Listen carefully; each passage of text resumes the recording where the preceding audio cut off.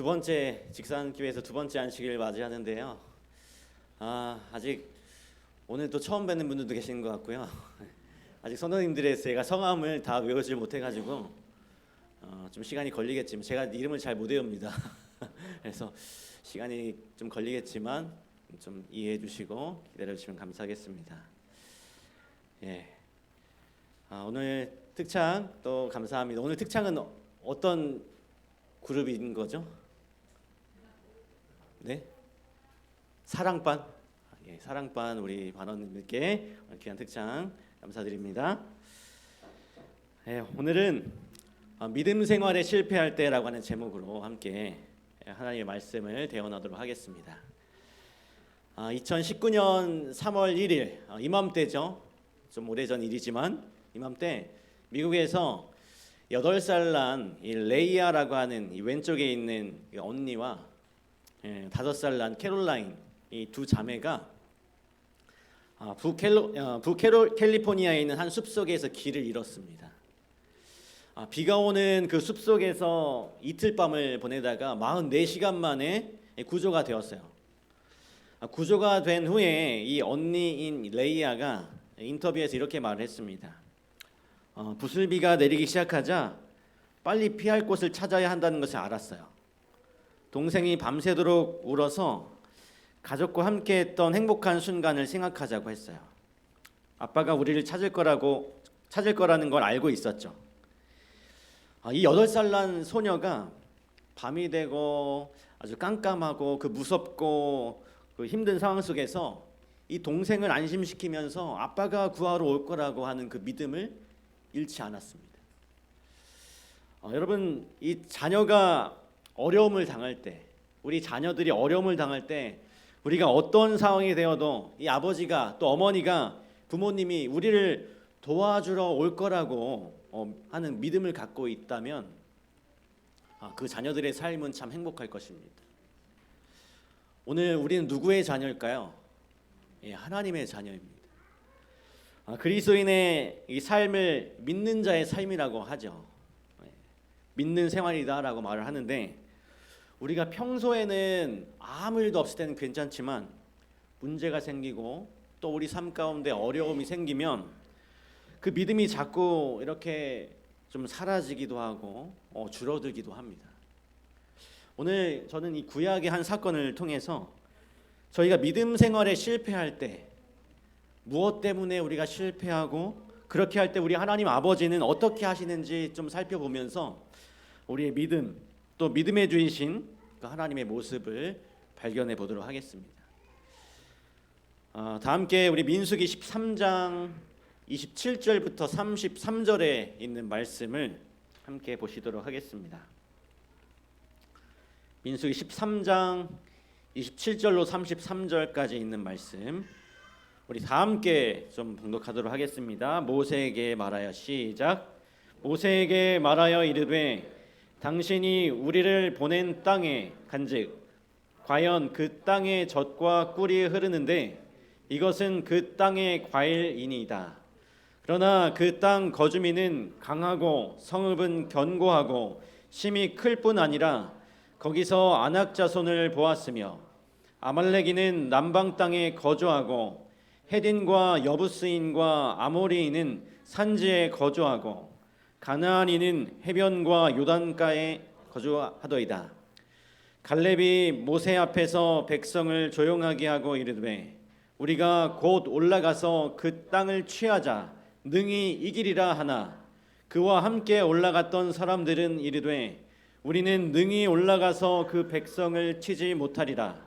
그들은 우리보다 강하니라 하고 이스라엘 자손 앞에서 그 정탐한 땅을 악평하여 이르되 우리가 두루 다니며 정탐한 땅은 그 거주민을 삼키는 땅이요 거기서 모든 백성은 신장이 장대한 자들이며 거기서 네피림 후손인 아낙 자손의 거인들을 보았나니 우리는 스스로 보기에도 메뚜기 같으니 그들이 보기에도 그와 같았을 것이니라.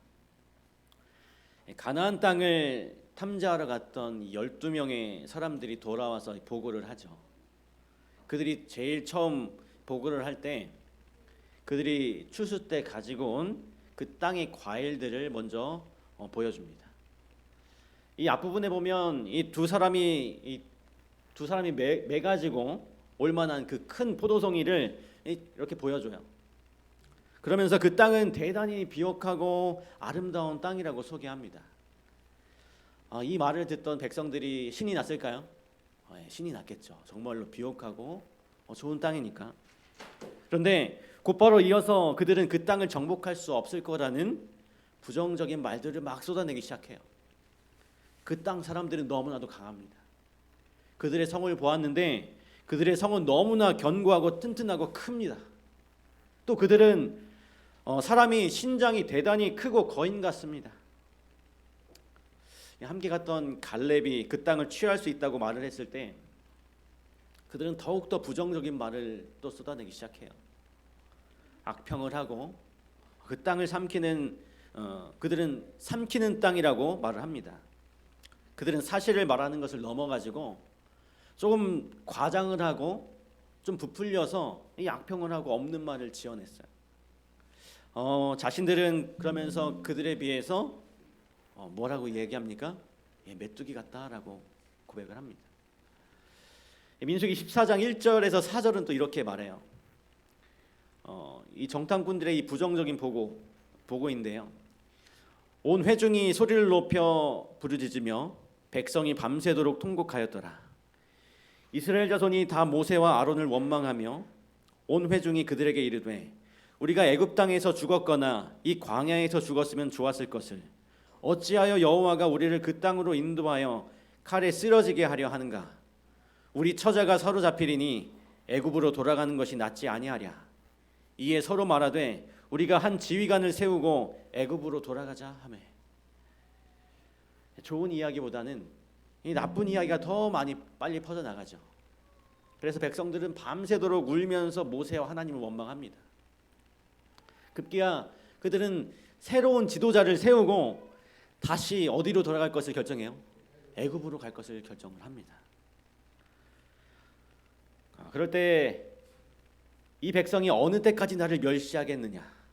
내가 그들 중에 수많은 기적을 행하였음에도 불구하고 그들이 어느 때까지 나를 믿지 않겠느냐라고 하나님께서 말씀하십니다. 이 정탐꾼들과 이스라엘 백성들이 보여준 반응은 이 하나님 편에서 보았을 때 그것은 불신이었어요. 믿음이 없는 삶의 모습이었습니다. 여러분, 하나님을 믿는 이 신자가 믿음 생활에 실패하는 이유가 뭘까요? 그것은 바로 우리의 삶 가운데, 우리 각자의 삶 가운데 이 살아가는 이 삶 속에서 버거운 문제들을 만나기 때문에 그렇습니다. 삶에서 어떻게 생각하면 이 삶에서 이 문제가 일어나는 것은 너무나 당연한 것인데 예수님이나 하나님을 바라보는 것보다 더 문제를 많이 바라보고 예수님을 생각하거나 하나님을 생각하기보다는 더 문제를 생각하기 때문에 우리는 믿음을 활용하는 일에 실패할 때가 참 많이 있는 것 같아요. 이스라엘 백성들이 이 가나안 땅을 점령할 때 이 대적들의 성이 크지도 않고 또 그들의 성읍이 강하지도 않고 또 그곳에 사는 사람들이 왜소하고 능력이 없고 이렇게 아무런 문제가 없었다면 그들이 얼마나 좋았을까요? 이스라엘 백성들이. 그러나 상황은 그렇지 못했습니다. 사람들이 삶에서 이 문제를 직면하면 몇 가지 반응을 하게 되어 있어요. 먼저 두려워하면서 그 문제를 회피하려고 합니다. 이것이 이 정도가 깊어지면 그 문제들이 잊으려고 세상 사람들은 술을 먹거나 약물을 복용하거나 그러면서 그 문제를 회피합니다. 또 어떤 사람들은 그냥 시간이 지나면 해결되겠지. 저절로 시간 속에서 사라지겠지. 그렇게 바라고 그저 걱정만 하고 살아가요. 또 어떤 사람들은 전혀 문제가 없는 것처럼 살아갑니다. 문제가 있지만.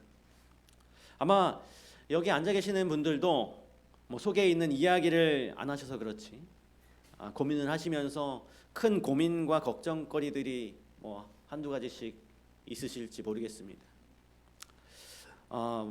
이 모든 방법이 그냥 시간이 지나면 해결되겠지 또 아니면 그냥 그것을 좀 회피하든지 아니면 그냥 아무 일 없는 것처럼 행동하든지 뭐 이런 이 모든 방법이 다 올바른 해결 방법은 아닌 것 같아요. 여러분의 삶에서 문제가 생기면 극단적으로 이 두 부류의 사람이 생겨나고 대부분의 사람들은 그 중간에 와 있습니다. 중간에 와 있어요. 삶에서 어려운 일이나 시련이나 문제가 닥치면 그 모든 문제를 내 탓으로 돌리는 사람이 있습니다. 이것을 이 정신과 의사들은 신경증 환자라고 부른다고 해요.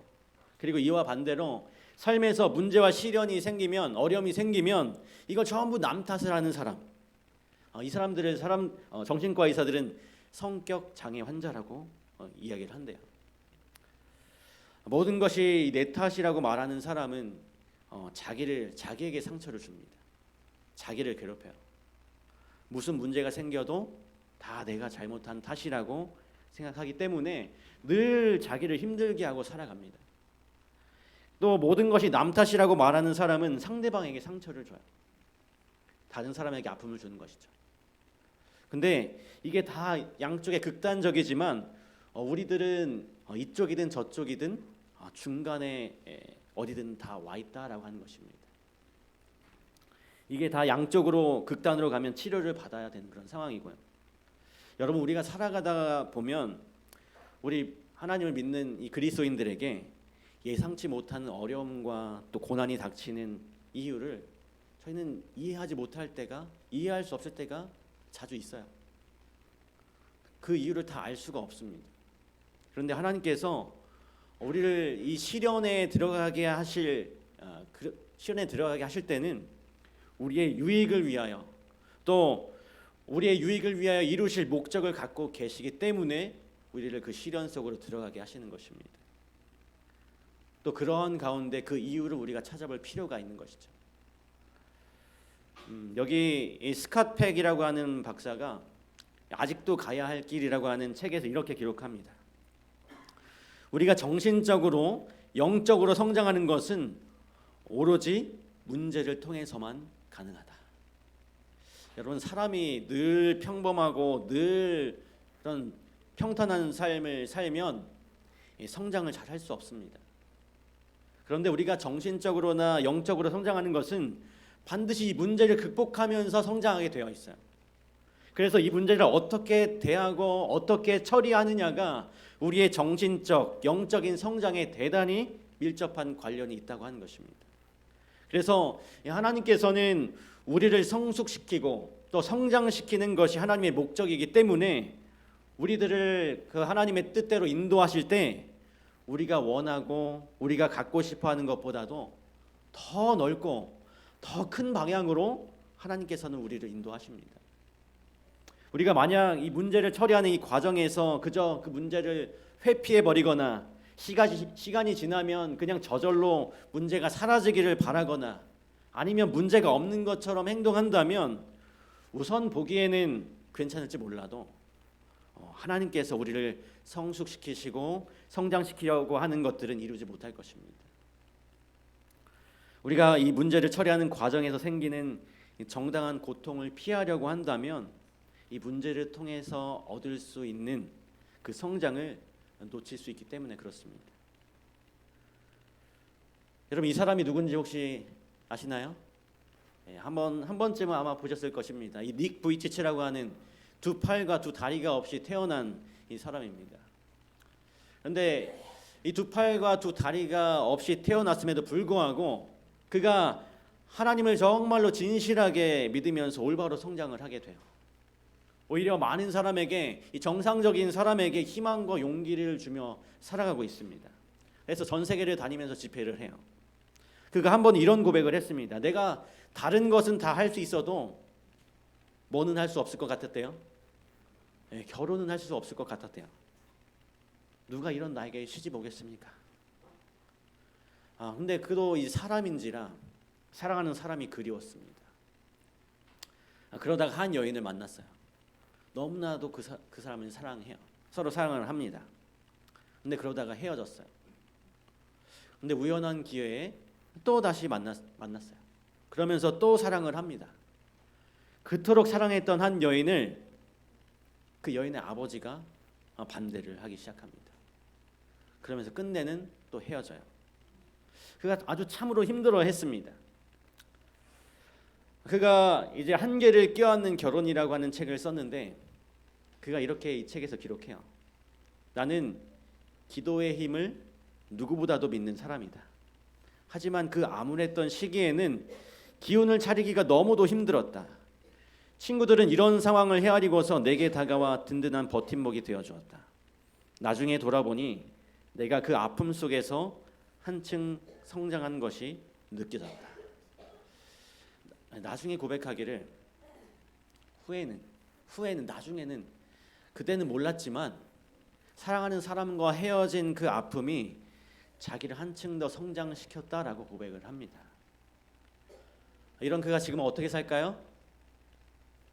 이렇게 살고 있습니다. 이 닉이 2012년에 이 카나에 미야하라라고 하는 일본계 멕시코인을 만나면서 결혼을 해가지고 2명의 아들을 낳고 이 2 딸들은 쌍둥이에요. 그래서 이 4명의 자녀와 함께 행복하게 살고 있습니다. 오늘 우리가 당장의 나를 괴롭히는 문제들을 바라보면서 내 삶은 왜 이럴까? 내 삶은 도대체 왜 이럴까? 왜 삶에는 이렇게 문제가 많을까라고 바라볼 것이 아니라 오늘 우리가 그 문제를 어떤 식으로 바라보고 믿음으로 해결하고 있는지를 살펴보셔야 하는 것이죠. 10명의 정탐꾼들이 부정적인 보고를 한 반면에 함께 그 일을 수행했던 이 갈렙과 또 여호수아는 아주 다른 보고를 하게 되죠. 민수기 14장 8절에서 9절은 이렇게 말씀합니다. 우리 다 함께 읽겠습니다. 여호와께서 시작. 여호와께서 우리를 기뻐하시면 우리를 그 땅으로 인도하여 들이시고 그 땅을 우리에게 주시리라. 이는 과연 젖과 꿀이 흐르는 땅이니라. 다만 여호와를 거역하지는 말라. 또 그 땅 백성을 두려워하지 말라. 그들은 우리의 먹이라. 그들의 보호자는 그들에게서 떠났고 여호와는 우리와 함께 하시느니라. 그들을 두려워하지 말라 하나. 여러분, 똑같은 땅을 탐지했던 10명의 사람과 이 2 사람의 보고가 정반대로 달랐던 이유가 무엇이었을까요? 그 10사람은 과도하게 문제를 바라보았어요. 그러나 이 2 사람은 하나님을 바라보았습니다. 10사람은 지나치게 이 문제를 고민했어요. 그러나 이 2 사람은 문제를 능히 해결해 주실 그 하나님을 바라보았던 것입니다. 오늘 여러분의 삶 속에 이 문제를 과도하게, 여러분에게 닥친 그 문제를 과도하게 생각하고 살아가십니까? 아니면 여러분의 문제를 해결하실 그 하나님을 바라보고 살아가십니까? 이 갈렙과 여호수아가 이러한 말을 할 수 있었던 것은 여호와는 우리와 함께 계시느니라. 여호와가 함께 하시는데 우리에게 무슨 두려움이 있겠는가? 바로 그들의 그 믿음 때문이었어요. 여기 조정민 목사가 쓴 책에 보면 믿음은 우연 같은 사건 속에서 필연을 보는 관점입니다. 그래서 믿음은 사건을 해석하는 힘입니다. 믿음이 있는 사람과 믿음이 없는 사람은 똑같은 사건을 바라보는 관점이 다릅니다. 믿음이 없는 사람은 우연이라고 생각할 수 있지만 믿음이 있는 사람은 우연 속에서 필연을 봅니다. 믿음이 없는 사람은 그저 부정적으로 보지만 믿음이 있는 사람은 그 사건을 의미 있게 다르게 해석할 수 있는 힘이 생깁니다. 믿음이 그 힘을 주는 것입니다. 이것이 바로 믿음을 가진 사람이 믿음을 갖지 않는 사람이 할 수 없는 말을 하게 되고 그들이 할 수 없는 행동을 하게 되는 이유가 바로 여기에 있는 거예요. 그렇다면 우리가 믿음만 가지고 있으면, 우리가 정말 믿음만 가지고 있으면, 그래서 하나님께 나가고 하나님이 함께 하신다는 그 믿음을 가지면 불가능은 없고 하나님이 우리가 원하는 모든 것들을 다 이루어 주실까요? 내가 부자가 된다고 믿고 내가 뭔가 원하고 있는 것들이 다 하나님께서 해주실 것이라고 믿고 하나님께 구하면 이것이 다 또 이루어질까요? 여러분, 이것은 사실 성경이 말하는 믿음이 아니에요. 출애굽기 3장 7절과 8절은 이렇게 말씀했습니다.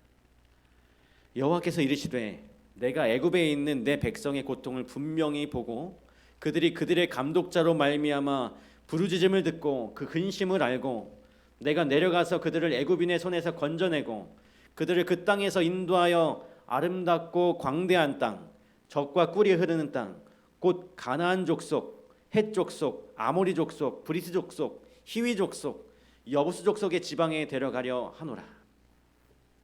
여러분, 이 말씀은 하나님께서 모세를 이스라엘 백성을 구원하는 지도자로 부르실 때 하신 말씀이었습니다.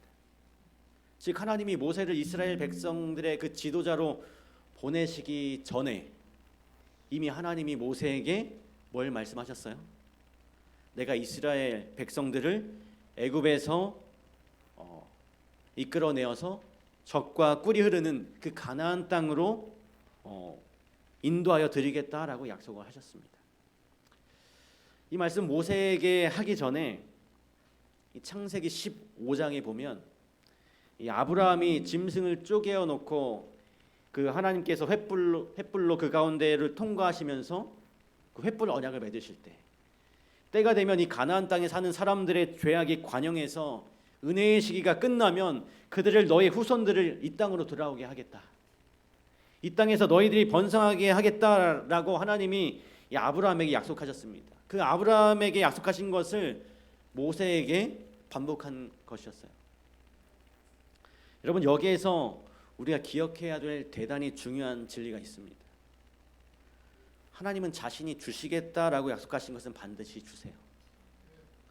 그러나 우리가 하나님을 바라보는 믿음을 소유하고 영원한 영생에 관련되지 않은 것도 하나님이 나와 함께 한다고 하시지 않습니까? 라고 믿음으로 구한다고 해서 하나님이 다 주시는 것은 또 아닙니다. 여러분, 그것은 성경이 말하는 믿음이 아니에요. 그래서 성경이 말하는 이 믿음은 그분이 주시려고 하고 그분이 하시려고 하는 것이 무엇인지를 우리가 알아서 그것을 구하게 되는 우리가 되도록 변화시키는 것이 하나님이 우리에게 믿음을 주신 목적입니다. 그래서 오늘 우리에게 시련이나 고난이라고 하는 것이 우리에게 주어진 것처럼 보이는 것은 우리를 힘들게 하는 것은 분명히 맞지만 그것이 우리를 정말 고통스럽게 하고 힘들게 하는 것은 맞지만 그것이 아니면 우리를 바꿀 수 없는 상황이기 때문에 하나님께서 때때로는 그분이 이루시고자 하는 그 목적을 이루시기 위해서 우리에게도 시련도 허락하실 수 있다라고 하는 것입니다. 정정숙이라고 하는 한 여인이 있습니다. 패밀리 터치라고 하는 가정 사역을 하는 분인데요. 남편과 함께 이제 미국에 가서 남편이 박사 과정 공부를 하게 됩니다. 5년간의 공부를 마치고 거의 5년간의 또 다른 5년간의 논문이 마쳐질 즈음에 그 논문 마무리를 2개월 앞두고 이 남편의 손에 힘이 점점 빠지기 시작해요. 논문을 쓸 수 없는 것이었어요. 병원에 가보니 근위축증, 이 루게릭 병이라고 하는 그 병이 이 남편에게 생긴 것이었습니다. 이 근육이 위축되고 이제 힘이 없으면서 이제 전신에 이것이 다 심해져서 결국은 죽게 되는 그런 병입니다. 이때 그 남편의 나이는 38살이었어요. 그 본인 이 정정숙 씨의 나이는 35살. 그리고 8살 난 두 아들 딸이 있었습니다. 자신의 그 남편의 그 정정숙 씨가 이제 남편이 말하는 그 소리를 듣고 직접 이 타이핑을 쳐서 남편의 논문을 마무리를 하게 하고 박사학위를 받게 합니다. 근데 그때부터 또 다른 시련과 고난의 시작이 되었어요. 본인이 일을 하면서 남편 간호를 하는데 이제 남편이 이제 빨리 세상을 떠나지는 않았습니다. 그가 하나님 앞에 깊이 기도하다가 회복은 되지 않지만 살아가는 시간이 이렇게 아주 길게 되었어요. 5년 동안 이 남편을 밤에 간호를 하는데 보통 이 남편이 밤에 10번에서 20번 깬다고 합니다. 그래서 말은 할 수 있는데 전혀 몸을 못 움직이니까 추우면 뭐 이불을 덮어달라, 더우면 벗겨달라, 간지러우면 긁어달라, 저렇게 말을 하니까 이 모든 신경을 거기에 쓰면서 남편 간호를 하니까 잠을 제대로 잘 수가 없는 것입니다. 그래서 그녀의 소원은 아침까지 한 번도 깨지 않고 자는 게 소원이었어요. 그러다가 그녀가 이렇게 생각을 바꿔봅니다. 그 전까지는 하나님께, 하나님 왜 우리 남편 이렇게 공부하고 이제 하나님 위해서 뭔가 일할 나이인데, 이 젊디 젊은 나이인데 왜 이런 질병이 걸려야 했습니까? 왜? 이 말을 자꾸 하나님께 묻고 기도를 하다 보니까 거기 뒤에 나오는 내용들이 다 뭐가 나올까요? 불평과 불만만 나오더래요. 왜라고 물으면 자꾸 불평과 불만이 따라오더랍니다. 그래서 이제는 왜라고 묻지 않고 이제 어떻게 혹은 무엇으로 시작하는 기도를 해보자. 그래서 하나님, 어떻게 이 상황에서 제가 살아가야 돼요? 이 상황 가운데서 제가 무엇을 해야 돼요? 하나님, 이런 상황 속에서 저에게 무엇을 주시려고 하십니까? 라고 기도를 하게 됩니다. 기도 제목을 완전히 바꿔버려요. 그러면서 자기 입에서 툭툭 튀어나오는 그 어려운 상황 속에서의 불평과 불만을 없애고자 끊임없이 감사할 조건들을 찾게 됩니다. 그러면서 매일매일 감사의 일기를 써요. 하나님, 오늘 우리 남편이 10번밖에 안 깼네요. 전날에는 20번이나 깼는데, 하나님, 우리 남편이 이번 돌아오는 가을도 볼 수 있게 해주셔서 감사합니다. 하나님, 우리 남편이 모든 것을 잃어버렸는데 이 침상에서라도, 이 병상에서라도 하나님을 믿는 믿음을 잃지 않게 해주셔서 감사합니다. 그렇게 계속 기도를 합니다. 그러면서 그녀가 바뀌기 시작해요. 그러면서 이전에는 남편을 살려달라고 기도를 했는데 점점 그녀의 기도가 바뀌면서, 하나님, 하나님의 뜻이면 제 남편을 살려주시고, 하나님의 뜻이 살리는 것이 아니면 데려가 주셔도 괜찮습니다. 그렇게 기도하게 돼요. 결국 남편은 이 8년을 더 살다가 8년의 투병 끝에 이 세상을 떠납니다. 그런데 그 세상을 떠날 때 그 남편의 모습은 너무나도 평안하고 기쁜 모습이었어요. 남아있는 기간 동안 최선을 다해서 예수 그리스도의 모습을 드러내면서 살다가 세상을 떠났습니다. 여러분, 우리를 힘들게 하는 문제들의 해결을 위해서 우리는 기도할 필요가 있습니다. 그게 병이든, 그게 어떤 경제적인 문제든, 그게 무엇이든, 하지만 우리는 하나님께서 그 문제들을 허락하셨다면 그 문제들을 통해서 하나님이 우리에게 무엇을 주시려고 하는 그 유익이 있는지 우리의 마음이 달라지도록 먼저 기도해야 하는 것입니다. 우리는 우리가 원하는 것을 기도하기를 넘어서 하나님께서 주시겠다고 약속하신 것을 위해서 기도해야 해요. 갈렙과 여호수아는 하나님이 주시겠다고 약속도 하지 않았는데 무조건 우리가 그 땅을 정복할 수 있다라고 말하지 않았습니다. 하나님이 이미 정복하겠다고 약속하셨기 때문에, 그분이 이루신 약속을 이룰 것이라고 믿었기 때문에 갈렙과 여호수아는 용기 있게 그 땅을 정복할 수 있다라고 말한 것이었어요. 그래서 오늘 우리는 내가 원하는 것을 하나님이 주실 수 있다고 말해야 되는 게 아니고, 내가 원하는 것이 하나님이 주시겠다고 약속하셨으면 그것을 얻을 것이라고 우리는 분명히 말할 수 있는 것입니다. 그 첫 번째, 우리가 그 첫 번째가 죄 용서인데요. 우리가 무슨 잘못을 또 저지르고 실족되었다 할지라도 우리가 믿음으로 나아가서 고백하고 진심으로 용서를 구하면 그분이 용서하세요. 왜냐하면 그분이 약속하셨기 때문에 그렇습니다. 마태복음 28장 20절에 우리가 어떤 상황에서 사람들이 우리를 버리고 떠나간다 할지라도 예수님은 세상 끝날까지 너를 떠나지 않고 동행하겠다라고 약속하셨습니다. 여러분, 오늘 이 사실을 우리가 믿어야 합니다. 그래서 우리는요, 우리 주위에 있는 것들이 다 떠나가더라도 우리의 문제가 너무나 크고 하나님이 보이지 않는 것처럼 보이더라도 우리는 하나님이 나와 함께 계신다고 하는 것을 믿어야 하는 것이죠. 그러면 그게 바로 믿음인 것입니다. 그건 내 스스로의 믿음이 아니고 약속하신 것을 주장하는 거예요. 하나님께서 약속하신 것을 주장하는 것입니다. 에스겔 36장 26절 이 말씀은 좀 중요하기 때문에 우리 다 함께 읽겠습니다. 시작. 또 새 영을 너희 속에 두고 새 마음을 너희에게 주되 너희 육신에서 굳은 마음을 제거하고 부드러운 마음을 줄 것이며. 여러분, 오늘 예수님이 약속하신 중요한 것 중에 하나가 무슨 마음이에요? 새 마음, 부드러운 마음. 우리가 이거 구해야 합니다. 문제들을 바라볼 때 우리는 딱딱해지고 불신이 나오고 불평이 나오는 이 마음에 하나님 부드러운 마음, 새 마음 주십시오라고 우리는 기도해야 해요. 또 요한복음 17장 27절 평안을 주시겠다고 약속하셨습니다. 평안을 너희에게 끼치노니 곧 나의 평안을 너희에게 주노라. 내가 너희에게 주는 것은 세상이 주는 것과 같지 아니하니라. 너희는 마음에 근심하지도 말고 두려워하지도 말라. 이렇게 말씀하십니다. 오늘 여러분이 마음속에 어떤 문제로 인해서 걱정과 염려로 인해서 불안해질 때 이 기도를 하셔야 합니다. 예수님, 오늘 지금 제 마음속에 약속하신 평안을 주십시오. 약속하신 화평을 주십시오. 이렇게 기도해야 해요. 그러면 하나님께서 주실까요? 안 주시면 우리가 따져야 합니다. 그분이 주신다고 약속했기 때문에. 그래서 이 어거스틴이 이런 말을 했어요. 이런 기도를 했습니다. 주여, 제가 주의 뜻을 마치 저의 뜻인 것처럼 행할 수 있게 하옵소서. 그리하여 주께서 저의 뜻을 마치 주의 뜻인 것처럼 행하실 수 있게 하옵소서. 참 멋진 말입니다.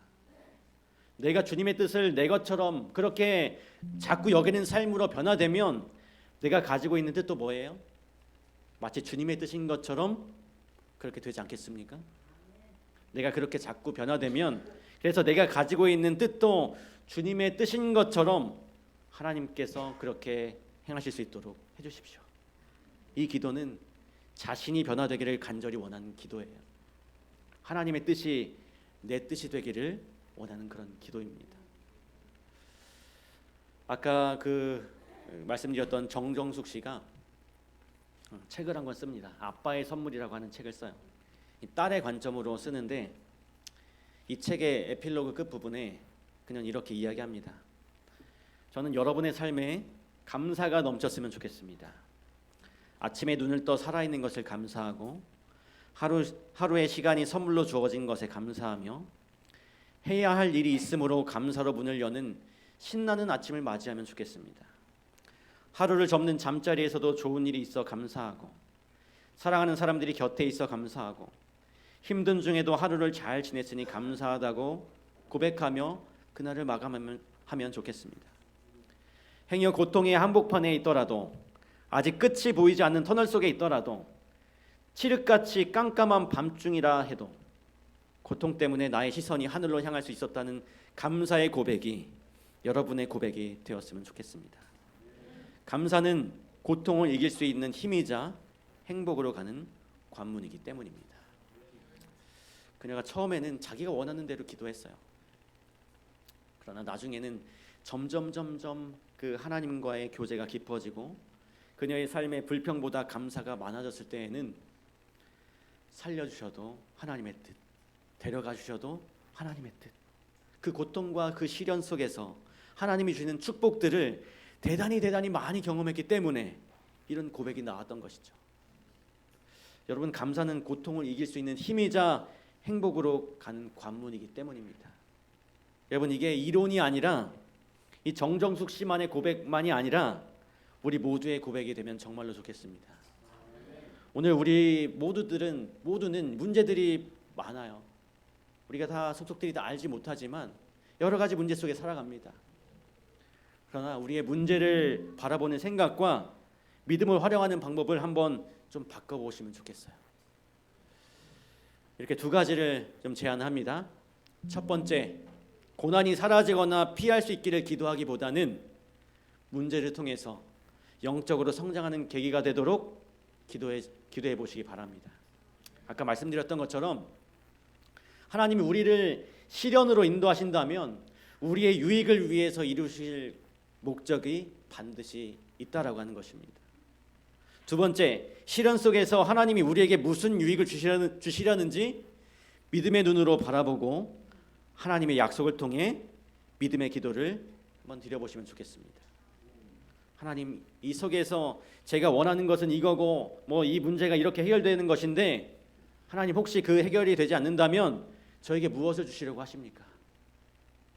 더 넓은, 더 깊은 그런 믿음의 기도를 드리는 것이 오늘 하나님께서 우리에게 기뻐하시는 그런 삶이 될 것입니다. 우리가 믿음 생활에 실패할 때 문제 해결자이신 그 예수님보다 그 문제를 바라보고 그렇게 해서 넘어질 때 예수님은 어떻게 하실까요? 민수기 14장에 보면 여호와께서 모세에게 이르시되 이 백성이 어느 때까지 나를 멸시하겠느냐? 내가 그들 중에 많은 이적을 행하였으나 어느 때까지 나를 믿지 않겠느냐? 내가 전염병으로 그들을 쳐서 멸하고 내게 그들보다 크고 강한 나라를 이루게 하리라. 하나님이 자기 자신을 믿지 않고 약속도 바라보지 못하고 약속을 믿지 않는 그 불신하는 백성들을 바라보면서 모세에게 전염병으로 싸그리 없애고 내가 너를 다시 큰 민족으로 이루어지게 하겠다라고 말씀하셨습니다. 이게 하나님의 본심이었을까요? 본심이 아니었을까요? 본심이 아니었어요. 모세를 또 시험하신 것입니다. 이때 모세가 듣고 이렇게 말합니다. 구하옵나니 주의 인자의 광대하심을 따라 이 백성의 죄악을 사하시되 애굽에서부터 지금까지 이 백성을 사신 것 같이 사하시옵소서. 하나님, 지금까지 은혜를 베푸신 것, 지금까지 인자를 베푸신 것처럼 이번 일에도 그 백성들의 불신과 믿음 없음을 그 이유로 멸하지 마시고 이번에도 좀 용서해 주십시오.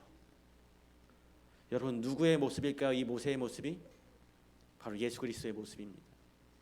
오늘 우리가 믿음대로 살지 못하면 하나님께서 이것도 하나님을 믿는 사람이라고 할 수 있는 것이냐 하시면서 그렇게 싸그리 없애시는 것이 아니고 오늘 그 믿음 없는 우리를 안타까워하시면서 우리 예수 그리스도께서 또다시 하나님 앞에 탄원하시는 것입니다. 하나님, 이 사람을 긍휼히 여겨주시고 이 사람에게 다시 은혜를 베풀어 주시고 지금까지 오래 참으셨던 것처럼 은혜를 베푸셨던 것처럼 또다시 한번 은혜를 베풀어 주십시오. 여러분, 오늘 우리가 이 믿음에 넘어질 때 우리를 위해서 이렇게 탄원하고 계시는 예수 그리스도가 있다고 하는 사실을 절대로 잊지 않게 되시길 간절히 바랍니다.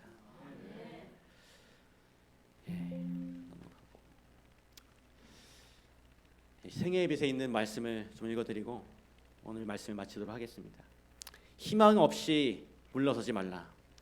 우리는 때때로 우리의 과오 때문에 예수님의 발 앞에 엎드려 슬피 울어야 할 것이다. 그러나 우리는 포기해서는 안 된다. 비록 우리가 원수에게 삼킨 바 될지라도 하나님은 우리에게서 떠나가지 않으신다. 하나님은 우리를 홀로 버려두지 않으신다. 예수님은 하나님 우편에 계신다. 그분은 당신의 아버지께 우리를 용서해 달라고 간구하고 계신다.